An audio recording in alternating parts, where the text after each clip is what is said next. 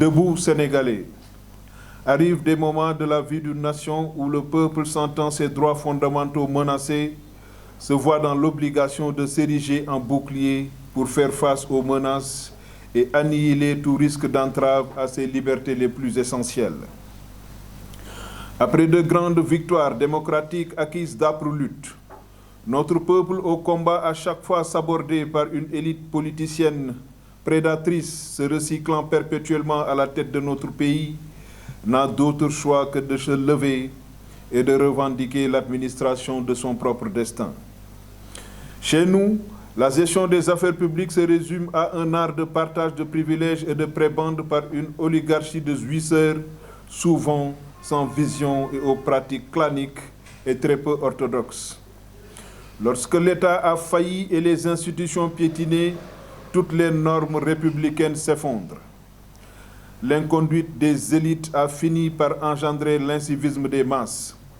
La solution devant l'impasse causée par cette corruption gangréneuse qui a fini de s'emparer de toutes les sphères de notre vie sociale n'est point la résignation ou l'exil, mais plutôt l'abnégation et la résistance. Devant autant de dérives et de dépravations, nos valeurs cardinales doivent être enseignées et inculquées à nos enfants et les livres saints enseignés dans nos écoles pour contrecarrer les influences perverses venues d'ailleurs telles que l'homosexualité, la pédophilie, la nécrophilie, la zoophilie, l'inceste ainsi que les pratiques assimilées. Engageons-nous pour retracer la courbe de notre destin et réécrire avec intelligence les nouvelles pages d'une future et brillante histoire qu'il conviendra de léguer à notre descendance et à la postérité. Notre pays ne saurait être ni une dynastie sectaire ou ethniciste, encore moins une monarchie héréditaire.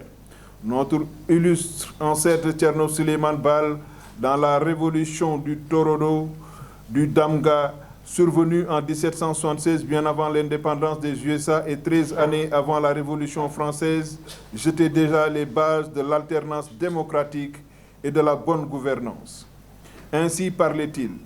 Lorsque vous voyez la fortune de l'imam, donc du président de la République, d'un ministre de la République, d'un directeur général ou d'un gestionnaire de fonds publics, autrefois dans le dénuement augmenté, dénoncez-le et confisquez l'ensemble de ses biens.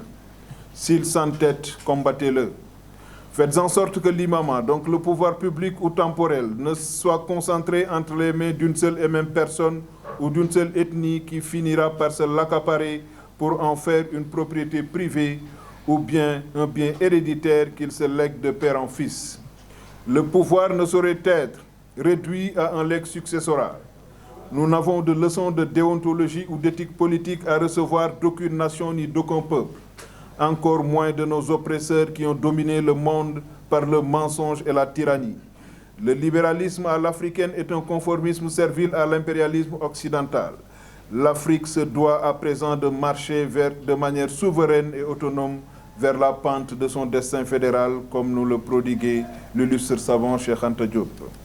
Le moment est donc venu pour le président de la République, M. Macky Sall, de se prononcer officiellement, solennellement et définitivement sur l'impossibilité d'une troisième candidature ou d'un troisième mandat à son actif pour décrisper la tension sociale qui prévaut dans notre pays. Il doit à présent se préparer à rendre le témoin à celui que les Sénégalais choisiront de placer à la tête du pays pour présider à leur destin. Les Sénégalais veillent et feront face avec détermination le moment venu. Le peuple libre du Sénégal n'admettra d'ingérence d'aucune puissance étrangère. Cette mise en garde n'est que trop sérieuse, car nous n'accepterons aucune forme de dictature ou d'assujettissement.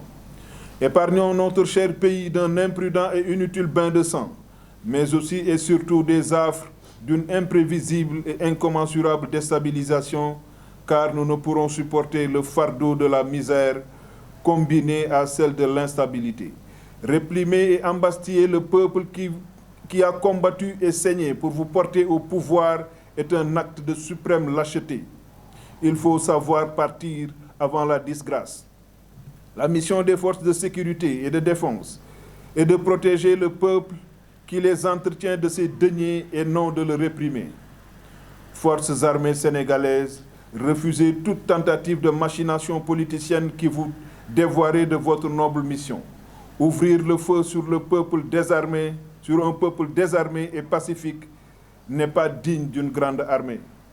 Les brimades contre l'opposition, la jeunesse, ne feront qu'exacerber l'antipathie populaire à l'endroit du régime actuel et faire enfler le sentiment de dégoût tout en excitant la fibre de la révolte et de la résistance. La plus puissante des armées ne saurait ni contenir ni dissuader un peuple déterminé à se libérer. Les brimades contre l'opposition, la jeunesse ne feront qu'exacerber l'antipathie populaire à l'endroit du régime actuel et faire enfler le sentiment de dégoût tout en excitant la fibre de révolte et de la résistance. La plus puissante des armées ne saurait ni contenir ni dissuader un peuple déterminé à se libérer. Nous exhortons les guides religieux et les autorités coutumières à élever la voix pour rappeler le président de la République à l'ordre et à la raison avant que la voix inarrêtable du peuple et de la jeunesse ne tonne. Levons-nous dans la paix pour sauver la patrie et délivrer notre peuple. Unissons-nous autour du plan alternatif de gouvernance populaire bâti autour d'un projet de refondation institutionnelle, de souveraineté économique, de développement industriel, tout autant technologique, adossé à l'idéal de réalisation intégrale de la nation africaine unie. Toute idée de refondation nationale passera nécessairement par la réécriture d'une constitution souveraine du Sénégal, préalable de toute démarche d'émancipation et de souveraineté. Mettons-nous à l'heure de l'afrocratie, qui est l'aspiration légitime du peuple africain à l'autonomie psychique, à l'autodétermination politique ainsi qu'à la souveraineté économique, sans lesquelles aucun peuple au monde ne peut s'émanciper, aucune nation se développer ou prétendre à la prospérité. Levons-nous tous ensemble pour la reconstruction d'un Sénégal nouveau, de paix, de concorde, de sécurité, d'égalité des chances et d'opportunités pour tous. Sachons redonner espoir à cette brave jeunesse par l'éducation, la formation, le plein emploi grâce à l'industrialisation de notre économie. Le coût de la vie est devenu un pesant fardeau lourd à supporter par des travailleurs aux maigres revenus. La revalorisation généralisée des salaires, des pensions de retraite, ainsi que des bourses des étudiants en adéquation avec le niveau de vie est plus qu'urgente. L'assistance à notre diaspora est une nécessité absolue pour soulager les Sénégalais de l'extérieur des affres de l'exil. L'industrie du sport sera fortement subventionnée et le sport érigé en discipline scolaire et universitaire. Toutes les conventions collectives interprofessionnelles seront révisées et remises à jour et les indemnités de congés non déductibles à la reprise. Un système de sécurité sociale viable doit être mis en place pour garantir le minimum vital et un accès aux soins à tous les citoyens sénégalais. Le service de gardiennage ou de sécurité privée, le nettoiement ainsi que le secteur informel doivent être réorganisés et subventionnés. Les revenus de ces couches vulnérables devront être revalorisés à l'ère de l'exploitation du pétrole et du gaz. Les enseignants ainsi que les travailleurs de la santé jouiront d'un traitement spécial et l'éducation gratuite dans le préscolaire, le primaire et le moyen secondaire. En réalité, le savoir est la base du développement.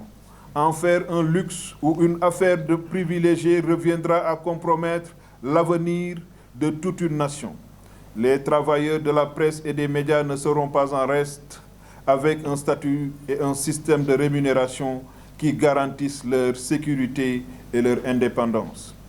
L'exploitation de nos ressources naturelles devra profiter prioritairement aux Sénégalais par le biais d'investissements massifs dans la santé, la nutrition, la sécurité, l'éducation, l'économie de base, à savoir l'agriculture, l'élevage, la pêche, l'artisanat, le sport et les biens et services, sans oublier les infrastructures pour garantir le bien-être et le confort de tous les Sénégalais et Sénégalaises. Le culte ne sera pas en reste car nous sommes un peuple fondamentalement croyant. Il en sera de même pour l'art et la culture.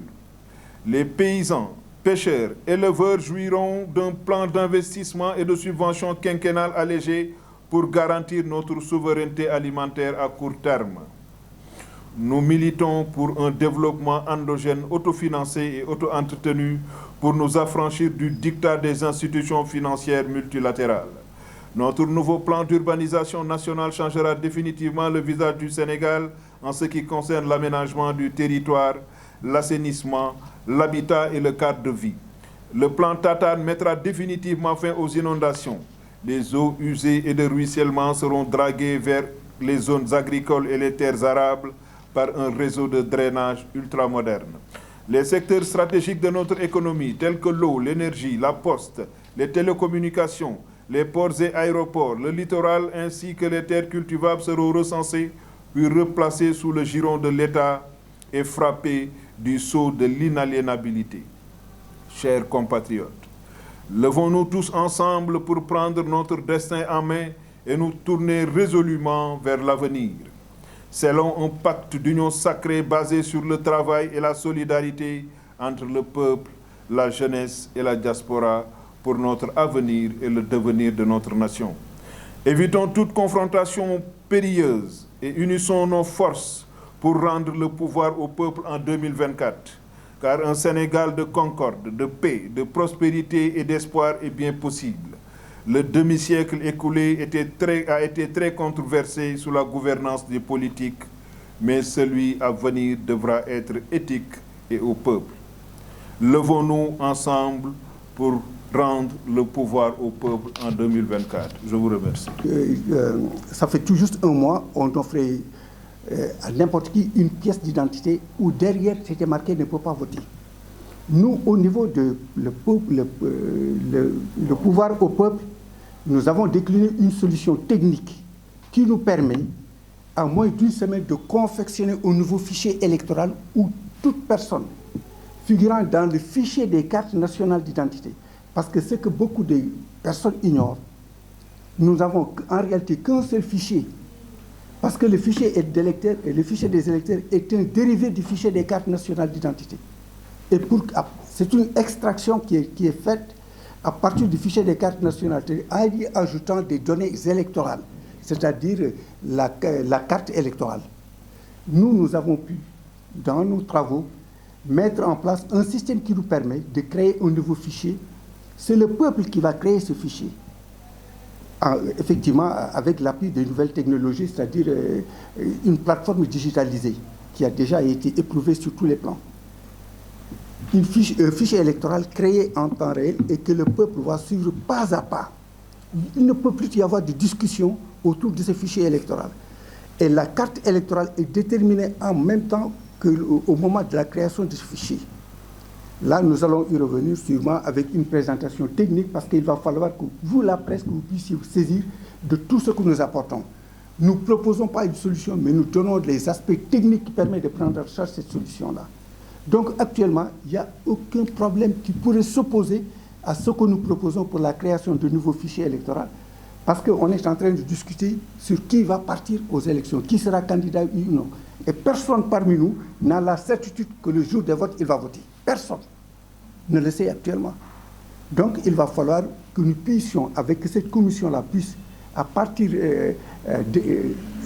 de son environnement, de sa configuration, mettre en place tous les outils qui vont lui permettre d'aller vers des élections libres, justes et transparentes, en commençant par quoi?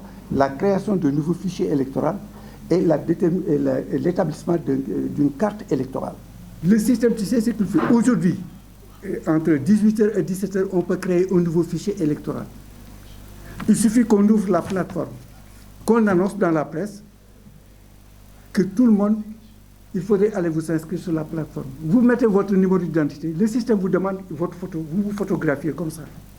On ne touche aucune donnée de l'État. Là aussi, c'est bon à préciser, il n'y a aucune donnée personnelle qui est prise en compte. Le système, dès que vous mettez votre numéro de carte d'identité, il vérifie si vous êtes dans la base du ministère de l'Intérieur. Si vous êtes, le système vous demande, mettez votre numéro. Vous allez choisir le numéro que vous voulez. Vraiment, je mets 25. À partir de 25, il me crée un code PIN. Code PIN, vous gagnez la carte. Ce qui veut dire que nous, en une seconde, nous avons inscrit sur nos cartes. Nous avons bureau de vote, nous voter avec l'IEB. Donc, c'est pour te dire que l'État bu bëggoon suba vous créez fichier bu bees dugal ci ñëpp amul primo votant bu ñuy exclure ni personne là c'est fini problème primo votant kenn waratu ko wax Sénégal